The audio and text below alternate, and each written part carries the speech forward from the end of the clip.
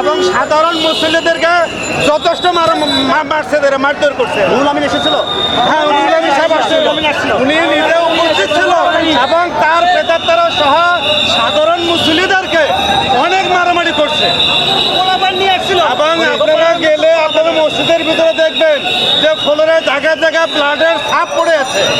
এরকম মারামারি করছে এরা, সন্ত্রাসী, একদম সম্পূর্ণভাবে সন্ত্রাসী কার্যকলাপ করছে।